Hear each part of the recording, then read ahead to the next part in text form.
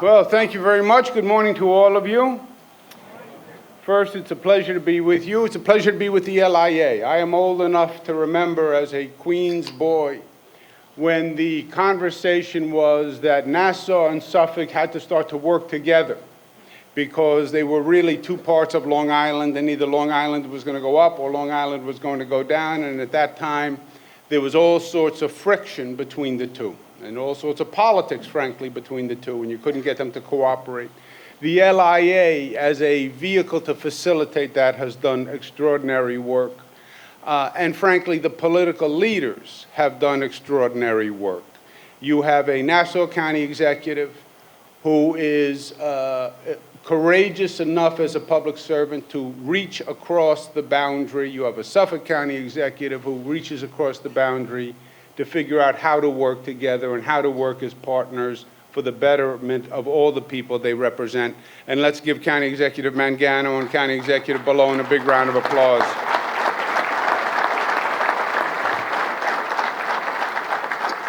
I do have a bone to pick with the County Executive Ballone that I will do after this presentation. I was the victim of a vicious assault in Suffolk County. There were no police anywhere to be found. I was left to my own devices. I can file a police report. I can tell you exactly how it happened, where it happened, who did it. Happened on a basketball court. The perpetrator was my brother Christopher. I have his address. And his baby brother. Well, not really a baby brother. Plus, he's a journalist, which means there's a whole different class of whole different situation. But I expect you to do your justice. I'm also here with a team of representatives who have worked very hard on a plan for Long Island that you're going to hear today. And I'd like to acknowledge them. We have first our Commissioner of Parks, Rose Harvey, who's here. Rose, why don't you stand? Basil Seagos, Commissioner of the Department of Environmental Conservation. Matt Driscoll, Commissioner of the Department of Transportation. And we have Tom Prendergast, who's Chairman and CEO of the MTA. And Rick Cotton, who's the Special Counsel, who's been working on this plan for us. I do the State of the State address next week. State of the State is like a mini State of the Union that the President does. And it lays out that year's agenda for the state. And this State of the State is going to be a little different. We're going to be talking about a legislative agenda, laws that we need for the entire state. But we're also going to be talking about regional development plans, which is a new function for the state. It's a new paradigm for the state. And today we want to talk to you about the plan that we envision for Long Island that we're going to propose, that we're going to discuss, that will go through the legislative process and hopefully becomes a reality. We start with a different perspective and we take a step back. State of New York and everything that we have around us that we now take for granted, that many of us just inherited, it didn't just happen. You know, New York was not a situation of evolution. New Yorkers made it happen. What we see, what we experience, that was all exercise and that was all ambition. This was a function of shaping and designing and constructing and willing New York to be built. The founding fathers of New York said, look, for New York to do well, the future of New York is based on business and commerce and facilitating the growth of business and commerce. You look at the state seal. You have in the center of the state seal is what? 2 sailboats on a body of water. That body of water is the Hudson River. The mountain behind is Mount Beacon. 2 sailing ships. One is a smaller schooner for intrastate commerce, and the other one is a larger sailing vessel for international commerce. What they were saying is that the heart of the state is business and commerce.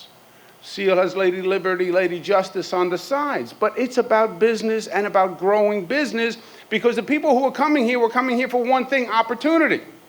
And opportunity is one thing: jobs. So get that economic machine running. Government was then to facilitate the private sector economy by building the platform that the private sector could then expand upon. Unfortunately, somewhere along the way, we lost that rationale, we lost that reasoning, and we lost it for decades. And we violated the first rule, which is do no harm. We made the business community an enemy of the state. The government itself became part of the problem. We increased taxes, and we increased taxes, and we actually increased taxes for 50 years, listen to this, at a rate higher than the people of the state were earning money. We were literally taxing more than people were earning. So when you had all that sense of New Yorkers complaining, you know, I feel that the taxes are getting worse and worse and worse, and they're going deeper into my pocket. It wasn't a feeling. They were going deeper into your pocket. And this is the whole story of New York, 50 years. We spent too much money, year after year. By the way, Democrats and Republicans. Well, if we get a Republican, they don't spend money. Baloney, they spend money. They spend more money than the Democrats. Rockefeller, Wilson, 11% more every year. You carry 7.9% every year. Mario Cuomo, over 12 years, 6.9%. George Pataki, Republican, 5.2%. Know what I love about this? Mario Cuomo, great liberal. How much did the great liberal spend? 6.9. Oh, we have to get George Pataki, great conservative. How much more did he spend per year? 5.2. Oh, so the difference between a great liberal and a great conservative is a 0.7. Now, all of this was at a rate too high.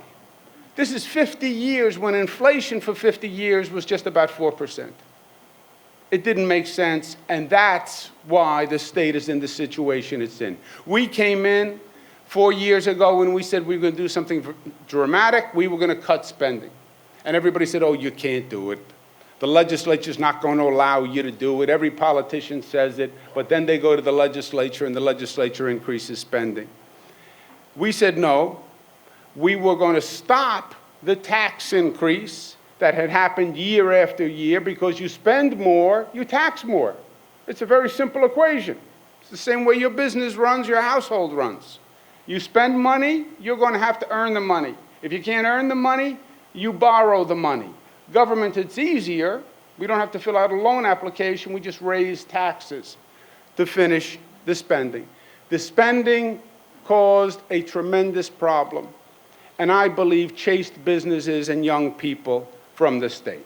We said we were going to fix it, and we have. We called for a 2% limit on spending on the state side, and we actually did it. 5 years of spending, we're at 1.4% additional per year. That has not happened in over 50 years. When you spend less,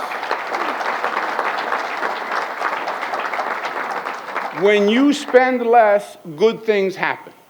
When you reduce your caloric intake, good things happen, right?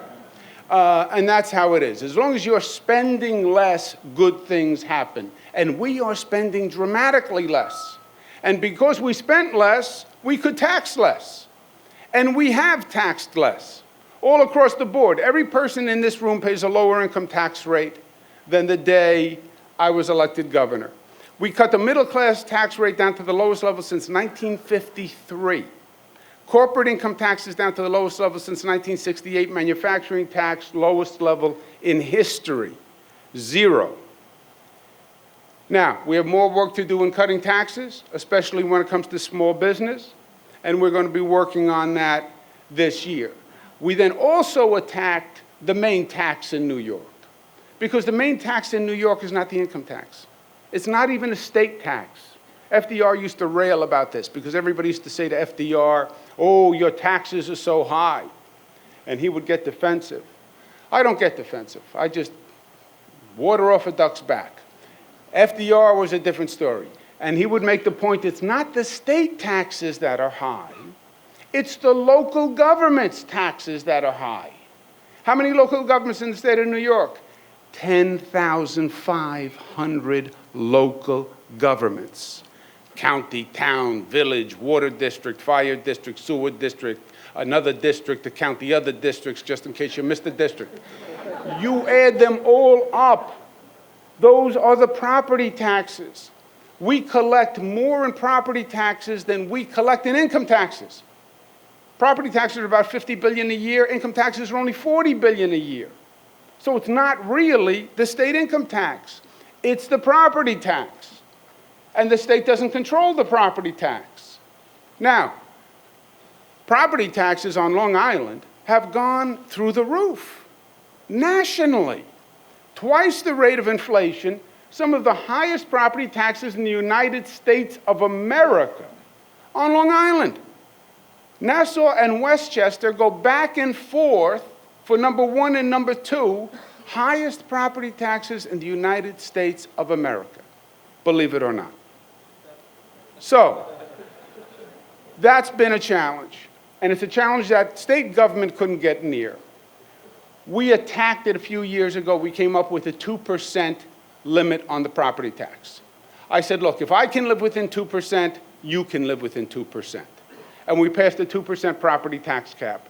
And most localities have lived within the tax cap, and it is saving thousands and thousands of dollars. On average in Nassau, depending on what you pay in taxes, but the average household, $5,000, average household in Suffolk, $4,000.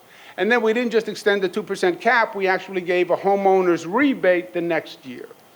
We're pushing a concept that we have been, and we're going to continue this year, called entrepreneurial government. I love that expression because when you say entrepreneurial government, people say that's an oxymoron.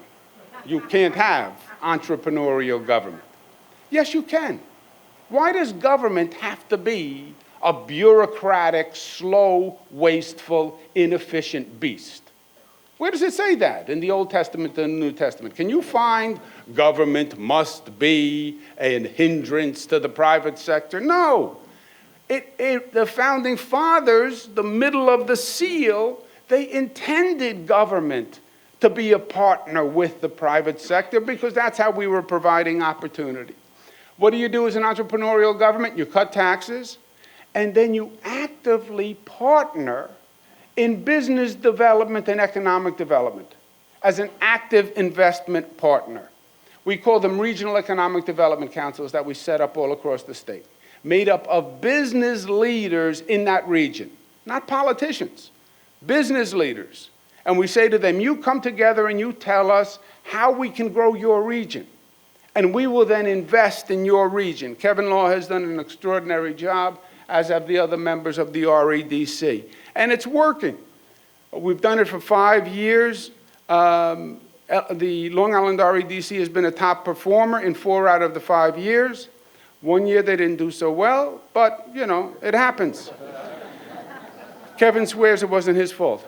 The state has invested over $500 million in Long Island, 468 projects, 37,000 jobs, leveraging $3.5 billion. That's entrepreneurial government. A government that not only reduces the barriers, taxes, et cetera, but then invests to actually grow the jobs. We're doing it all across the state, and it's working all across the state. The average unemployment has gone from 8% down to 4%, and unemployment is down all across the state, especially in upstate New York, which has long lagged downstate New York. Now, the second part of government's role was to build.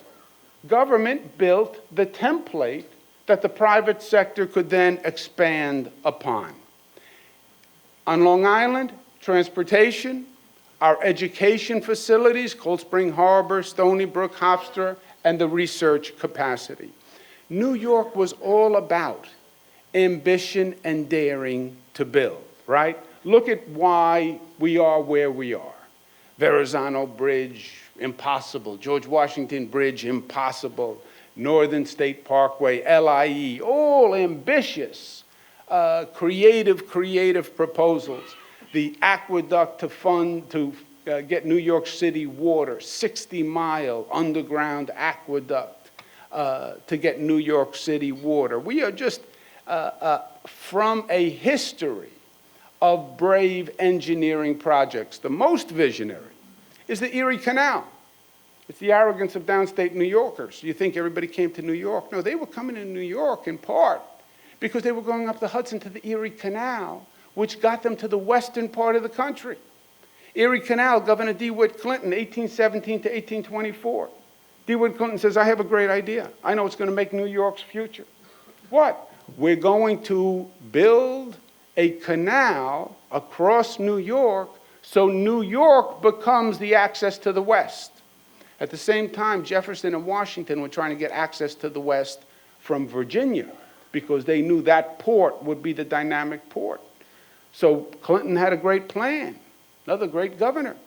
Your ship comes in, comes to Manhattan, goes up the Hudson River, gets to Albany, makes a left, goes across the state, comes out in Buffalo, you're in the Great Lakes. Once you're in the Great Lakes, you can come down the Ohio River, you're in the western part of the country. Somebody said, Governor, one question. When the ship makes the left at Albany, how does it come out in Buffalo? Oh, he said, oh, no problem. We're going to dig a canal. Dig a canal? Yes, we're going to dig a canal. 1817. No hydraulics, just men, women, donkeys. We're going to dig a canal. 524 miles. They built it in 7 years, on time and on budget. And that's what exploded New York as the harbor. It was that daring, it was that courage. When he announced it, they moved to impeach him because they believed he was insane by the definition of proposing the idea. That's New York, that's who we are. And that's what brought us to where we are today. But we can't now just sit today on the daring and the accomplishments of 100 years ago. This year in the State of the State, we're going to propose the largest construction program in modern political history in the state of New York. We're going to take the dream and the gift that our founding fathers gave us, and we're going to update it for a new generation. Roads and bridges upstate, airports upstate and downstate, new mass transit, new attractions, new rail transit, and new mass transit downstate, which is desperately needed. And we're going to do it region by region. Why? Because the economy doesn't work the way it worked anymore. There is no New York State economy. We have 10 regions in the state, and they are regional economies. And depending on what that region does, that region is going to rise or fall. Buffalo, Western New York is a different economy than you. Adirondacks is a different economy. Hudson Valley is a different economy. And Long Island is no longer just a bedroom community to New York City. And it's not as goes New York City, goes Long Island. You have to determine your own future. You're going to go up or down. The new economies are very discrete. Palo Alto, California. Palo Alto, California. It's the size of a postage stamp. It is a very discrete economy. So the question is for Long Island, what are you going to do on Long Island to make your economy work? You have to build on your assets. You have to reduce your liabilities. What's your main liability? Is the infrastructure on Long Island is out of date. The Long Island Railroad began in 1834 as part of a ferry link to Boston. Why did they build the LIRR? To get people out to Montauk to get on a ferry. That was the point of the Long Island Railroad. Population was 37,000 at the time. Northern State Parkway, 1931, population 464,000. Now the population is 2.9 million people on Long Island. They have the worst commutes in the country on Long Island. Average commuter spends nearly 3 work weeks sitting in traffic every year. Current rate, congestion is going to increase by 25% by 2040. Either you get ahead of that problem, or that problem is going to consume you. I believe that is the frank, candid truth. Some people say, well, we need to build more roads. You cannot build more roads. The answer is not to get more people in cars burning more fuel and creating more traffic. The answer is improving your mass transportation system. The Long Island Railroad only has 2 tracks for most of the LIR route. Some sections run only one way at peak times because the 2 tracks are not enough to handle the volume. Reverse commute is impossible because on rush hours the trains are just going one way. Intra-island transportation is impossible because the trains are going just one way. And zero flexibility means less reliability on the system overall. 2 tracks is no flexibility. This morning, there was a broken rail on the main line at Westbury. Tom says he didn't do it on purpose, just to make this presentation. 40,000 commuters were delayed by up to 20 minutes in both directions. Why? Because there's no alternative track. You have a problem on that track, that cuts down 50% of the volume. This is just unacceptable. And today we're announcing a new plan to increase transportation services, the Long Island Railroad Expansion Program. It will increase track capacity, making it easier to run trains in both ways. By improving service reliability, we can make mass transit more attractive, faster, more comfortable. People will be more willing to come out of their cars and get into the train, which is exactly what we have to do. The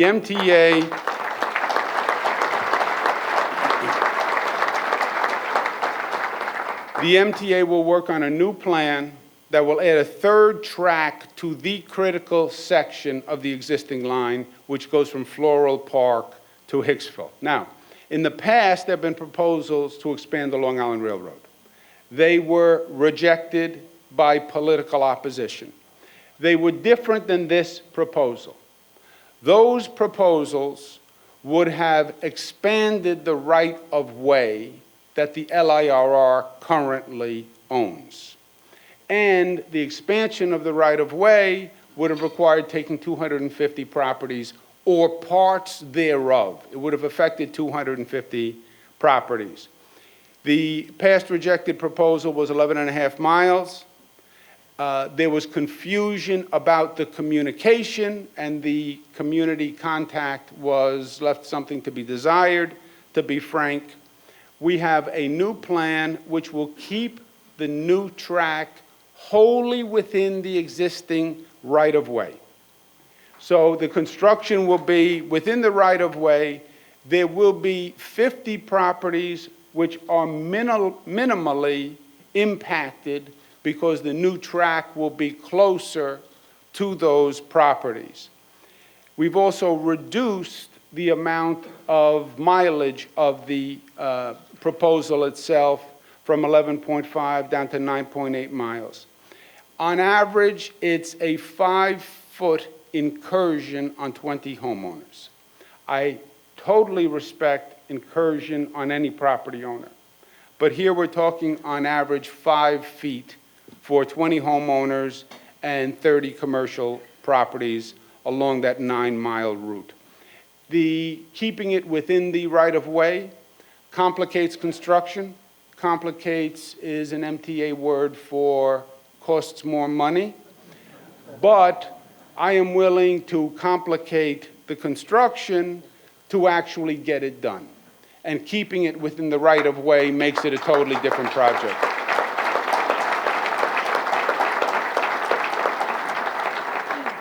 It'll reduce delays on the LIRR system. It is projected to serve 40% more commuters. It'll save gas and time. It'll reduce the environmental impact and carbon footprint. It'll enable reverse commuting, which changes the whole transportation within the island and promote intra-island commutation, which will then encourage economic development. We have a 4-point plan to get it done. We're going to have a landowner protection program. If it affects your property, we will either compensate you or we will buy out the property. This is going to be $1 billion project. We're talking about 50 properties. We can make these properties economically whole within the scope of the project. We're going to have a community outreach program, so there's no confusion about what we're proposing, which happened last time. We're going to have an environmental study that will fully study the noise impact and ways to reduce the sound absorption. But remember, this is a third track. It's right next to an existing track. These are properties that are already within earshot of the railroad. This train will be 15 feet closer than the existing train, but it's not like a train is going through a piece of property where nobody had any expectation it was going to exist. We're funding in this budget $7 million to commence the planning, launch the community outreach program. And the Long Island Railroad piece is part of a larger transportation vision that we're doing all across the state. So the Long Island Railroad will now connect to our new airport at LaGuardia. So if you're going to LaGuardia from Long Island, you don't have to drive. You can get on the Long Island Railroad and take the Long Island Railroad to LaGuardia Airport. What kind of difference does that make? You can, when we finish the east side access, you can take the LIRR to the east side of Manhattan, or you can take it to the west side, the old Penn Station. If you take it to Penn Station, we're going to change that because we're going to redo the Farley Post Office, which is right across the street. We also have an MTA capital plan that we're going to do. If you get off the railroad and you get on the subway, the MTA capital plan, which has been approved, 1,400 new subway cars, 3,000 new buses. It's going to totally update the MTA for next generation. Besides rail and mass, we have a major investment in air travel. We're redoing LaGuardia, we're redoing JFK, we're redoing also Republic, and we want to put a customs house at MacArthur Airport so you can have an international flight come into MacArthur. Why do you have to have an international flight that lands at JFK and then you have to come from JFK out to Long Island? Let the international traffic come right to MacArthur. It'll spur economic development on the island. It'll reduce commutation time. And MacArthur has great potential physically. I'm proposing $6 million so we fully fund the federal customs house at MacArthur, and then we get federal approval to have it run by the TSA. On Republic Airport, we have a new operator for Republic Airport, and we're then going to develop the surrounding real estate as tax-free zones. No taxes for 10 years for any new business in those areas, and it'll be right next to a new airport, a new 12-acre mixed unit. Because of Long Island's geography, there are major congestion bottlenecks. Long Island, it's an island, it's a peninsula, call it what you will, but the geographic design of Long Island poses assets and liabilities. When we were talking about Shoreham and building the Shoreham nuclear plant, somebody had a line I'll never forget. What's the evacuation plan for Long Island if something happens at Shoreham? Jump in the Long Island Sound and swim for Connecticut as fast as you can.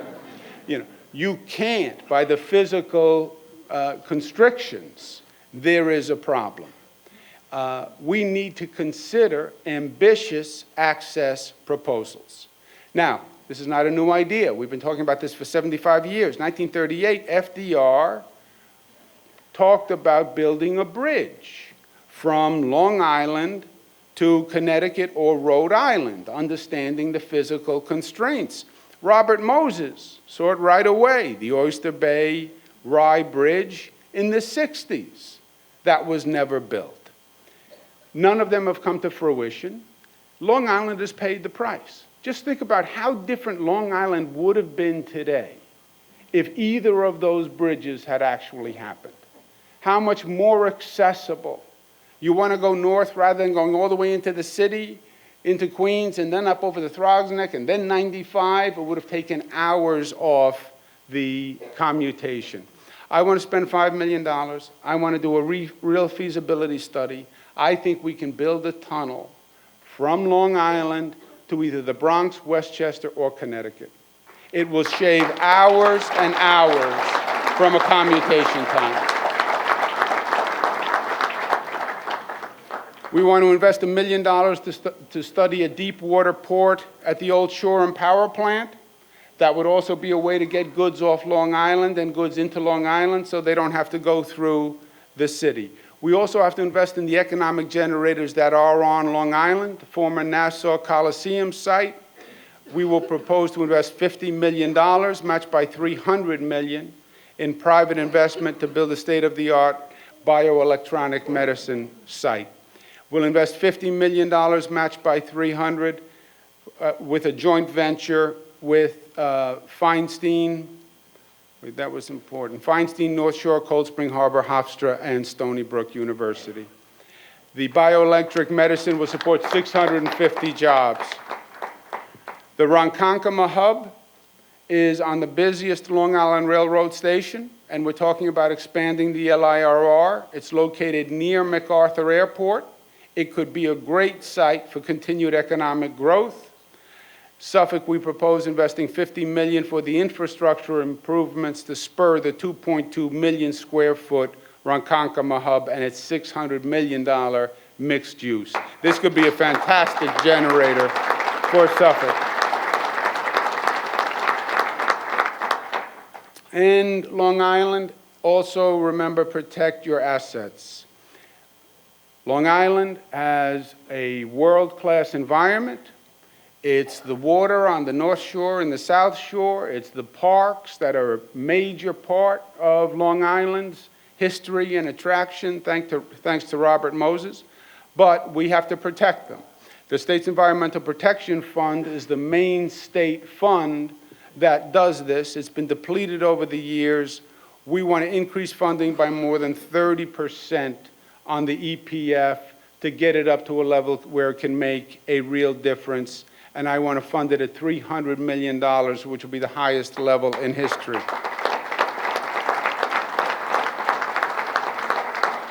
Your two county executives are exactly right. Not only are they exactly right, they are happy fellows and they are nice-looking gentlemen. They have pointed out for a long time the problems of nitrogen and water pollution, and it is having an effect everywhere. North Shore, South Shore, I was in the Peconic Bay this year, seeing thousands of dead fish floating. It takes your breath away. It is a problem that we have to get ahead of, both in Nassau and Suffolk. We've invested $130 million in Suffolk for 10,000 homes. It's the largest sewer project in 40 years. It's being spearheaded by County Executive Ballone. We're actively pursuing the remaining $250 million from FEMA, which has already been approved. Construction is going to begin this year. In Nassau, we're investing $191 million for the Bay Park outflow pipe and pursuing $150 million from the federal government. The outflow pipe is long overdue. Many other states have it. It brings the discharge 2 miles out to sea, so you don't have all that nitrogen right up along the shoreline. The county executive has been a fierce advocate for it. He's exactly right. Anything we can do to make Bay Park a reality, we will. The state is going to be investing in the parks to a more aggressive extent than ever before. Jones Beach, Heckscher, Bethpage, which is a great jewel. We're going to invest another $1 million to keep Bethpage as the state-of-the-art park. And we're also preparing for climate change. We were all out there during Sandy and Irene, and we know what it was like. I would love to be able to tell you today that's the last time it's going to happen. It was a fluke. It was once in 100 years. I have had 6 once-in-100-year floods while I've been governor. Extreme weather is here. It's different. We get hurricanes. We get floods in places we never had them before. Long Island is especially vulnerable. It can't be that every time there's a storm, the power is out. We have to retrofit the power grid. PSE&G is in the midst of an entire revamp. We learned the lessons from LIPA, but we have to harden the resiliency of Long Island. And its dunes, and its oyster beds, and it's an entire comprehensive investment, but it is worth it, and we are going to do it from one end of the island to the other because we don't have a choice. In short, we are building today for a better tomorrow. That is the obligation of every generation to the next, right? We are here to leave our children a better home. And our parents left us a better home. And we are to continue that legacy. If we expand mass transit, we expand the airports, we protect the environment, we make Long Island more resilient, we start the new economy, Long Island can be stronger than ever before. And I think we can do that. I think we can leave a stronger home going forward.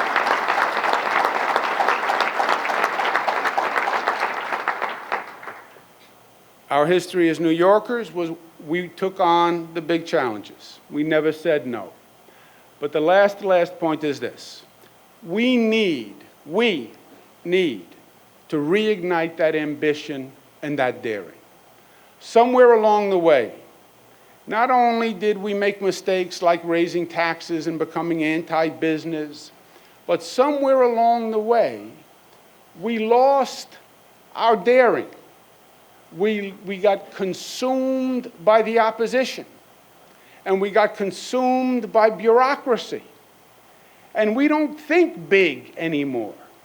And we don't believe we're capable of doing big anymore.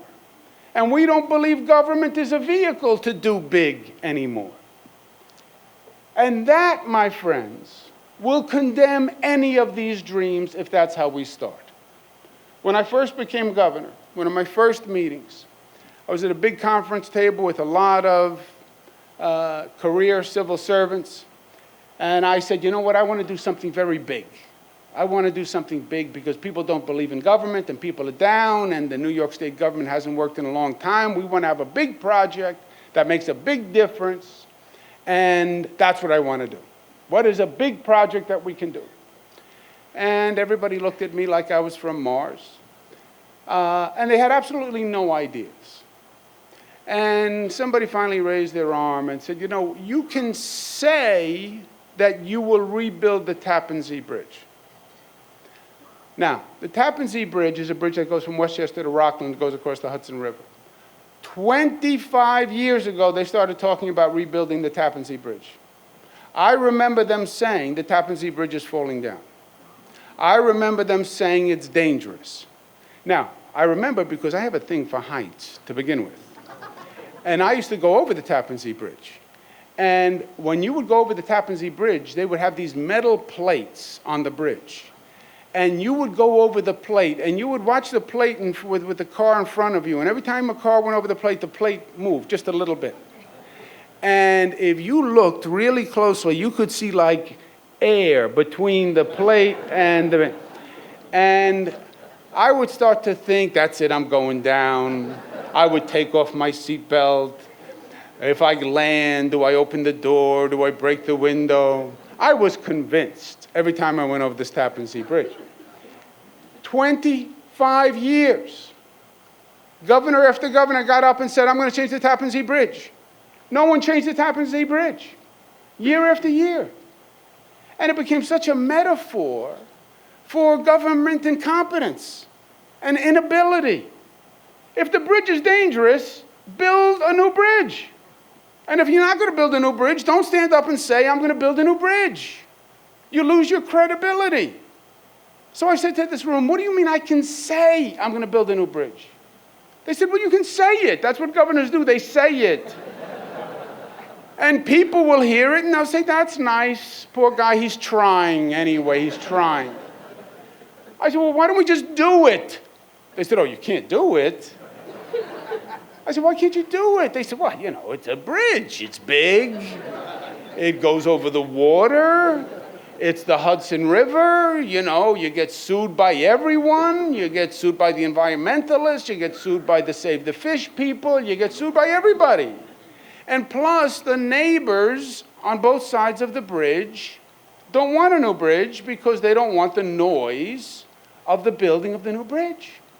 I said, guys, it can't be this way. It's not going to work this way. If we're going to get stopped, every project has opposition. Building a bridge makes noise. It does. And it is going to be inconvenient for the people on both sides of the bridge. Yes. But you can't let all opposition stop projects. So with this political process, you know,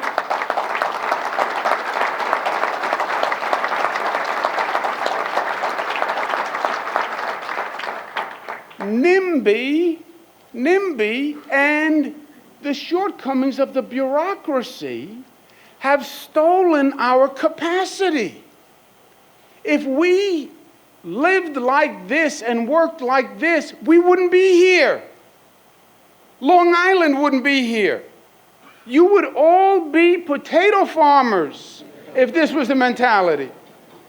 There would be no Long Island Expressway. There would be no railroad. There would be none of it.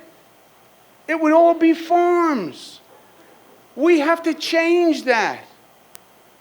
And I said to that room that day, I said, I'm building the Tappan Zee Bridge. Because if we can't, we are doomed. We are doomed. And I worked every day on that Tappan Zee Bridge. And from the day I announced we were going to build a new Tappan Zee Bridge, 1 year later, we broke ground on a bridge.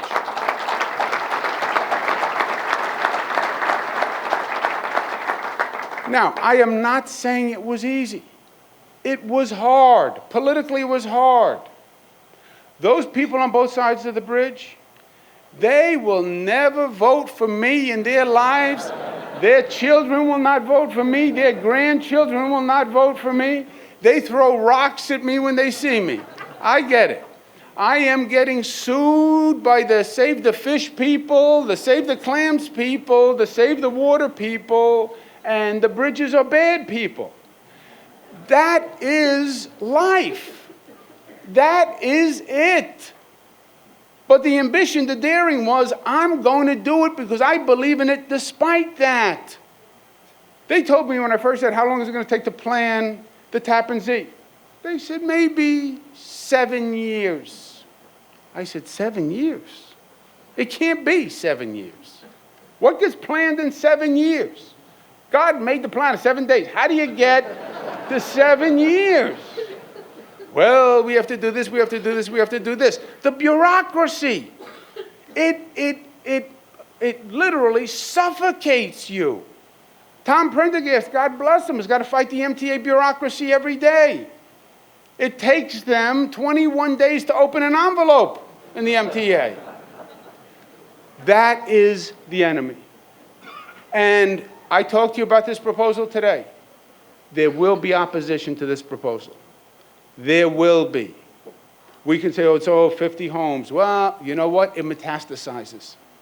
And there's going to be a lot of politicians who say, oh, you know, I don't want that negative. I don't want that negative. I can't take that. There's going to be a lot of bureaucracies that say, oh, that's going to be change, and we don't like change. If we do not grow, then we are not going ahead. It is just that simple. We come from a people who were willing to take the risk, who were willing to fight the odds, who wouldn't take no for an answer. And we have to rekindle that spirit. You have to rekindle that spirit. This happens or doesn't happen because of what you do. This happens if your elected officials vote for it. If your senators and your assemblymen vote for it in my budget, this happens. If they don't, this doesn't happen. This will determine your economic future. You do this plan, or most of this plan, it's going to be a different Long Island. And then we will have fulfilled the dream. where our children will have a better home than the home we had. And my friends, at the end of the day, it gets very simple. And it is that simple. Leave this place a better place than you found it. Let's leave Long Island a better place than we found it. You can make it happen. Thank you, and God bless you.